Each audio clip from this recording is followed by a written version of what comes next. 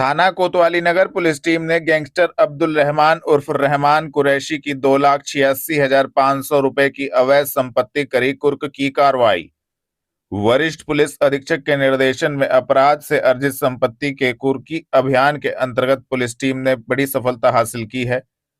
बुधवार शाम 4 बजे थाना कोतवाली नगर पुलिस टीम ने गैंगस्टर अधिनियम के तहत प्रभावी कार्रवाई करते हुए गैंगस्टर अब्दुल रहमान उर्फ रहमान कुरैशी की 2,86,500 रुपए की अवैध संपत्ति कुर्क की है। कुर्की करने वाली टीम में प्रभारी निरीक्षक नेमचंद सिंह, उप निरीक्षक मान सिंह मौजूद रहे। सहारनपुर पुलिस अपराध से अर्जित अवैध धन, संपत्ति एवं संसाधनों को कुर्क करने हेतु निरंतर सख्त कार्रवाई कर रही है। जनपद में एसआईआर में लापरवाही पर 5 बीएलओ के खिलाफ कार्रवाई की संस्तुति। निर्वाचन आयोग के अभियान एसआईआर में लापरवाही बरतने पर 5 बीएलओ के खिलाफ निर्वाचन रजिस्ट्रीकरण अधिकारी द्वारा विभागीय कार्रवाई की संस्तुति बुधवार दोपहर 3:30 बजे की गई है। निर्वाचन रजिस्ट्रीकरण अधिकारी ने बताया कि सहारनपुर नगर विधानसभा क्षेत्र 3 से शिकायत मिली कि 5-6 बीएलओ एक स्थान पर बैठकर गणना प्रपत्र भरवा रहे हैं, जिसकी जांच में सही पाए जाने पर इस मामले में विभागीय कार्रवाई के आदेश दिए गए हैं। हरोड़ा बिजली घर से आ रही 11,000 की विद्युत लाइन में शॉर्ट सर्किट होने के चलते गांव मक्के बास के पास पेड़ में लगी आग। हरोड़ा बिजली घर से आ रही 11,000 की विद्युत लाइन में शॉर्ट सर्किट होने के कारण गांव मक्के बास के निकट सड़क किनारे खड़े पेड़ में अचानक आग लग गई। पेड़ में आग लगने से बुधवार दोपहर 3 बजे आसपास से गुजर रहे राहगीरों में अफरा तफरी मच गई। स्थानीय लोगों ने इसकी सूचना पुलिस टीम को दी। मौके पर पहुंची पीआरबी 5981 के जवानों ने सूचना मिलने पर फायर ब्रिगेड की गाड़ी को मौके पर बुलाया। कड़ी मशक्कत कर आग पर काबू पाया गया और बड़ा हादसा होने से बचाया गया। जिला कारागार में बंद जरूरतमंद बंदियों को गर्म जैकेट की गई वितरित। 150 बंदियों को दी गई जैकेट। जिला कारागार में एक महत्वपूर्ण सामाजिक पहल के तहत मान्यता प्राप्त पत्रकार संघ, ग्रामीण पत्रकार एसोसिएशन द्वारा जरूरतमंद बंदियों के लिए गर्म जैकेट वितरण कार्यक्रम बुधवार शाम 4 बजे आयोजित किया गया। सर्दी के बढ़ते प्रकोप को देखते हुए पत्रकार संगठनों ने संयुक्त प्रयास से यह निर्णय लिया। जेल में बंद आर्थिक रूप से कमजोर एवं जरूरतमंद बंदियों को गर्म कपड़ों की उपलब्धता सुनिश्चित की जाए। इसी क्रम में कुल 150 बंदियों को जैकेट वितरित की गई। कार्यक्रम के दौरान वरिष्ठ जेल अधीक्षक सत्य प्रकाश सिंह, जेल अधीक्षक प्रशांत उपाध्याय ने स्वयं उपस्थित रहकर बंदियों को जैकेट वितरित की। जी सर, क्या जेल में क्या कार्यक्रम था? आज कारागार में मान्यता प्राप्त पत्रकार संघ की ओर से श्री नवाजिश खान द्वारा गरीब बंदियों के लिए 150 नग जैकेट का वितरण कराया जा रहा है। ठंड को देखते हुए गरीब बंदियों के लिए कराया गया ये वितरण जो है बहुत ही सराहनीय है। हम उनका आभार व्यक्त करते हैं, धन्यवाद व्यक्त करते हैं। श्री नवाजिश खान द्वारा किया गया यह कार्य अत्यंत सराहनीय है। देश के अंदर हो रही आतंकवादी घटनाओं के संरक्षण दाता सहारनपुर में बैठे हैं प्रांत बलोपासना प्रमुख बजरंग दल। बुधवार दोपहर 3 बजे पुलिस लाइन पहुंचे प्रांत बलोपासना प्रमुख बजरंग दल हरीश कौशिक ने कहा कि जितनी भी देश के अंदर आतंकवादी घटनाएं हो रही हैं, बजरंग दल ने पहले भी मांग उठाई है। इनके संरक्षण दाता सहारनपुर में बैठे हैं। सहारनपुर में आतंकवाद की फैक्ट्री जो बड़े मदरसे बैठे हैं, इनके तार इन मदरसों से हैं, इसलिए इन्हें सहारनपुर में आकर संरक्षण मिलता है। सहारनपुर में यह लोग विभिन्न रूपों में रह रहे हैं, इनकी जांच होनी चाहिए। जी, अपना परिचय दीजिए। हरीश कौशिक, प्रांत बलोपासना प्रमुख बजरंग दल मेरठ प्रांत। लगातार आतंकी घटनाएं हो रही हैं और उसके जो तार हैं सहारनपुर से जुड़े हुए बताए जा रहे हैं, तो कैसे देखते हैं, इसको क्या कहेंगे? देखिए, जितनी भी इस देश के अंदर आतंकवादी घटनाएं हो रही हैं, बजरंग दल ने पहले भी मांग उठाई है कि इनके संरक्षणदाता सहारनपुर में बैठे हैं। सहारनपुर में जो आतंकवाद की फैक्ट्री, बड़े बड़े मदरसे बैठे हैं, इनके तार इन मदरसों से हैं, इसलिए सहारनपुर में आकर इनको संरक्षण मिलता है। और सहारनपुर के अंदर रहकर चाहे कोई डॉक्टर हो, चाहे कोई मास्टर हो, चाहे कोई भिन्न भिन्न रूपों में रहते हैं और सहारनपुर से ही पूरे अंदर देश के अंदर इस्लामिक जिहाद फैलाने का ये कार्य करते हैं। और यहीं पर रहकर संरक्षण में पूरे देश के अंदर बम विस्फोट कराकर इस्लामिक जिहाद की एक ताकत का परिचय देने का प्रयास ये लोग करते हैं।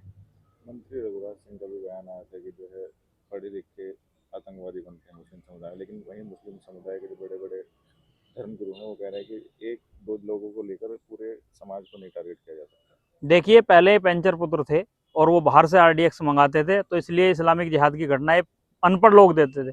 लेकिन अब देश की सुरक्षा एजेंसियां इतनी मजबूत है कि बाहर से ऐसा कोई पदार्थ नहीं आ सकता, तो इन लोगों ने डॉक्टरों को ये इस्लामिक जिहाद में आतंकवादी बनाने का कार्य शुरू कर दिया, ताकि इस देश के अंदर ये आरडीएक्स तैयार किया जा सके, इस देश के अंदर ही रासायनिक पदार्थों से बम बनाए जा सके।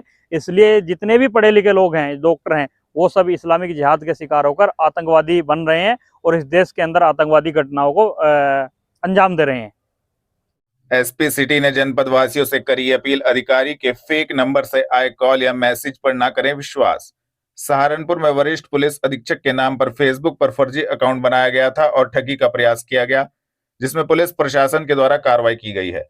बुधवार शाम 4 बजे एसपी सिटी व्योम बिंदल ने जनपद वासियों से अपील की है कि किसी भी इस तरह के अधिकारी के फेक अकाउंट से किए गए मैसेज या कॉल पर विश्वास न करें। इस तरह का कोई मामला सामने आता है तो तुरंत साइबर क्राइम पुलिस टीम को इसकी सूचना दें। सर एसएसपी साहब की एक फर्जी आईडी बनाकर कुछ युवक के द्वारा जो है पैसों की मांग की जा रही थी, क्या कुछ है? इस बारे में अवगत कराना है कि श्रीमान एसएसपी महोदय की एक फर्जी आईडी बनाकर एक व्यक्ति द्वारा, अज्ञात व्यक्ति द्वारा कुछ लोगों से पैसे की मांग की जा रही थी। इस मामले की सूचना मिलते ही तत्काल इसमें संगत धाराओं में अभियोग पंजीकृत किया गया। उस आईडी को भी जो है डिलीट कर दिया गया है और उसमें अग्रिम विचारात्मक कार्रवाई की जा रही है। और इसके बाद मेरी भी आम जनता से यही अपील रहेगी कि यदि इस तरह से किसी भी अधिकारी की आईडी से यदि आपको कोई फ्रेंड रिक्वेस्ट आती है या किसी अज्ञात फ़ोन नंबर से भी किसी अधिकारी के नाम पे आपको ऐसी डिमांड आती है, तो इस तरह की भ्रांतियों पर बिल्कुल भी विश्वास ना करें।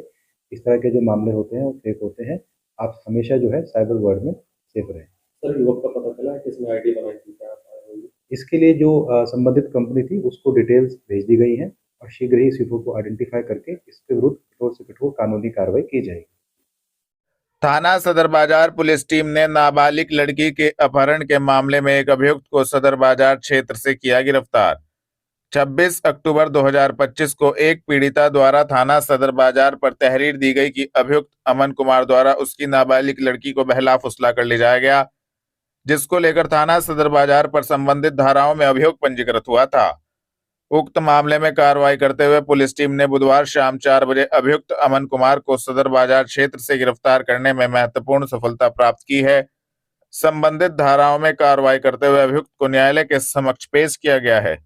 गिरफ्तार करने वाली टीम में उप निरीक्षक देवीचरण, हेड कांस्टेबल पंकज मौजूद रहे।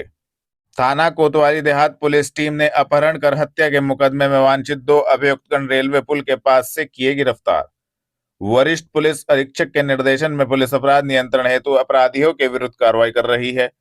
6 नवंबर 2025 को अशरफ ने थाना कोतवाली देहात में तहरीर दी थी कि 5 अभियुक्त गणों के द्वारा उसके भाई अमजद का अपहरण कर लिया गया, इसके बाद जान से मार दिया गया, जिसको लेकर थाना कोतवाली देहात पुलिस टीम ने संबंधित धाराओं में अभियोग पंजीकृत किया था।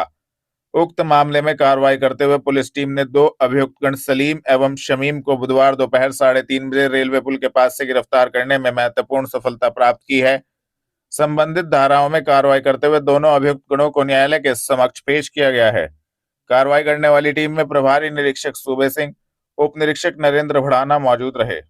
मंत्री रघुराज सिंह जनता से मांगे माफी, मंत्री के बयान पर भड़के देवबंदी उलेमा कारी इसहाक गोरा। उत्तर प्रदेश के मंत्री रघुराज सिंह ने एक विवादित बयान दिया है। उन्होंने मुस्लिम समुदाय को निशाने पर लेते हुए उनकी तुलना आतंकवादियों से की है। उन्होंने कहा कि आतंकवादी जितने भी हैं सभी मस्जिद और मदरसे से निकले हैं और जितना जो पढ़ा लिखा मुसलमान है वह उतना ही बड़ा आतंकवादी है। इस पर देवबंदी उलेमा कारी इसहाक गोरा ने बुधवार दोपहर 2 बजे कहा कि रघुराज सिंह जो मंत्री जी हैं, उन्होंने जो खुल्लम खुल्ला मुसलमानों को टारगेट करने की जो बात कही है, इस पर मैं सिर्फ इतना ही कहूंगा, जितनी जिसकी जितने दायरे की मानसिकता होती है वह उतना ही व्यक्ति सोच सकता है या बोल सकता है। मंत्री पद पर कोई बैठा है तो उसको सोच समझकर बयान देना चाहिए। यह अल्फाज किसी पद पर बैठे व्यक्ति के नहीं हो सकते। मंत्री जी को अपना बयान वापस लेना चाहिए और जनता से माफी मांगनी चाहिए, क्योंकि यह अल्फाज किसी मंत्री के नहीं हो सकते। हरी साहब, जो ये मंत्री रघुराज सिंह जी का जो बयान आया है, तो इस पर क्या कुछ कहना चाहेंगे? देखिए, इस पे मैं क्या कह सकता हूं।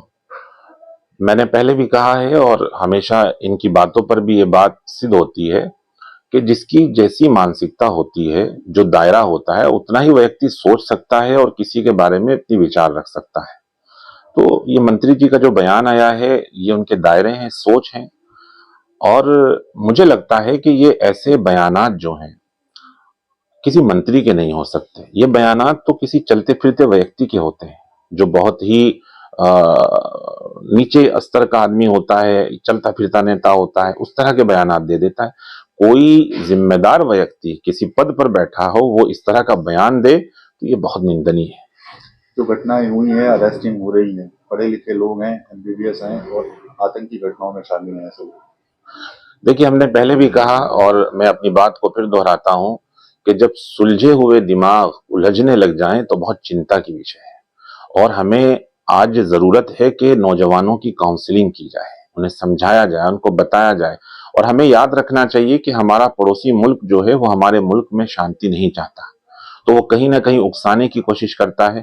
तो आज जरूरत है कि नौजवानों को सतर्क रहने की और पड़ोसी मुल्क से बिल्कुल कट ऑफ करने की।